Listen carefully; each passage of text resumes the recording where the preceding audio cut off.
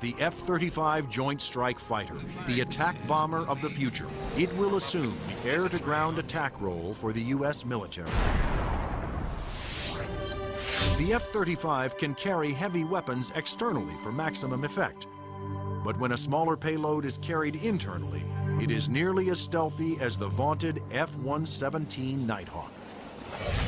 It has a significant amount of stealth capability to allow it to be used early on in a campaign, and it has a significant amount of weapons carrying and payload capability to be used at the later stages of campaign. The threat to the airplanes may not be as significant and require that stealth. The development of the F-35 was driven by the Armed Forces' desire to save costs by creating a ground attack bomber that would meet the needs of the Air Force, Navy, Marines, and Britain's Royal Navy. Airplanes are becoming very expensive these days, and we had to do something to get the cost of these airplanes back down to a reasonable level. The F-35 is expected to cost about $40 million, one-third the cost of an F-22 Raptor. But could one basic airframe be designed to satisfy so many different military demands? Each armed service wanted a stealthy ground attack bomber, but the Marines also needed a plane with short takeoff and vertical landing capability. The U.S. Navy required a craft with larger wings, heavy-duty landing gear, and an arresting hook for carrier landings. And the wings would have to fold up to save deck space. The size and scope of the JSF program is pretty significant. The airplane is being designed to replace the F-16 and the A-10 for the Air Force, the AV-8B for the Marine Corps, and the FA-18 for the Navy. Unlike the twin-engine F-22 Raptor, the F-35 Joint Strike Fighter was designed around a single engine to keep down not only costs, but weight. A lighter plane can carry more weapons. For the Joint Strike Fighter, one of the keys of its mission is the ability to handle a large amount of ordnance and bring it to an enemy site. That all works better with a single engine.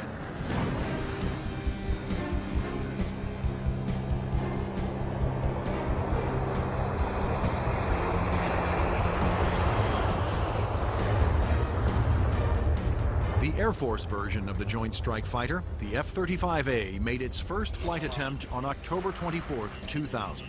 Tom Morgenfeld, who had been a test pilot for the F-22 Raptor, was at the controls. Well, a million things are going through your mind. Your eyes are everywhere, you're listening, you're watching. Your senses are tuned to an incredible level because you're sensing and feeling the airplane for the very first time. It flies wonderfully. It's definitely a pilot's airplane.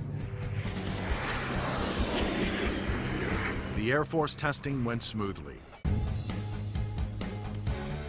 But the most difficult challenge still lay ahead for the F-35 program.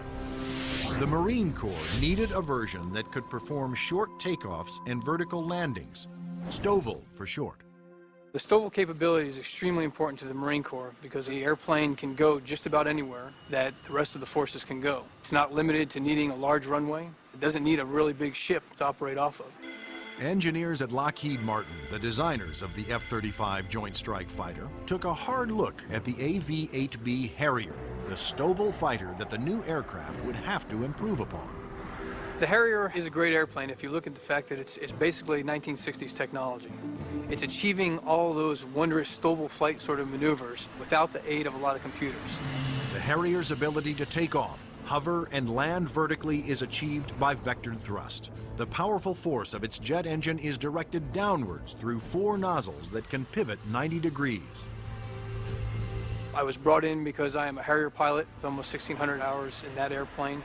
So all of the lessons learned I have from the Harrier airframe and operational experience I have, I was able to bring to the program and use those to help evaluate the X-35 STOVL version. For hovering, engineers gambled on a radical new system. They planned to supplement the vectored thrust method by harnessing the jet engine to a drive shaft that would power a fan to blast air downward. In 1991, we unveiled this shaft-driven lift fan system to the technical world. Some actually said, "You gotta be kidding me. Are you guys serious?" The lift fan required doors to open behind the pilot on the top and bottom of the plane to draw in more air. The fan would blast air down midship, while the jet nozzle in back swiveled, blowing its powerful exhaust down to create a balanced lift force. The shaft-driven lift fan system allows you to harness a lot more energy out of what the engine is producing. But harnessing a jet engine to a drive shaft proved to be extremely difficult.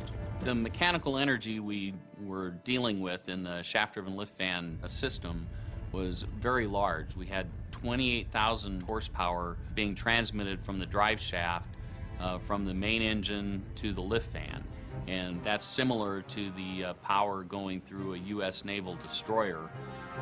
The lift fan's ability to blend large amounts of cool air with the hot jet exhaust provided another important benefit.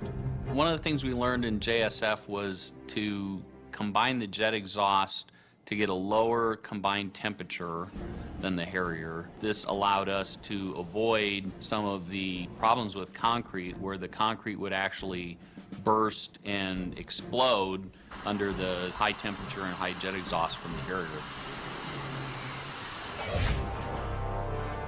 At the Lockheed Martin test facility in Palmdale, California, the revolutionary lift fan system was put to the ultimate test, in the air.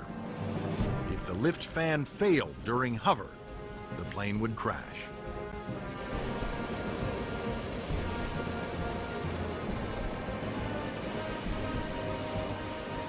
It made its first flight in 2001, and it was a complete success.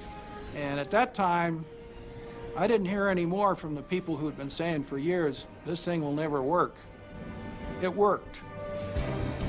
Now, all three versions of the F-35 for the Air Force, Navy, and Marines are being developed and further tested for mass production.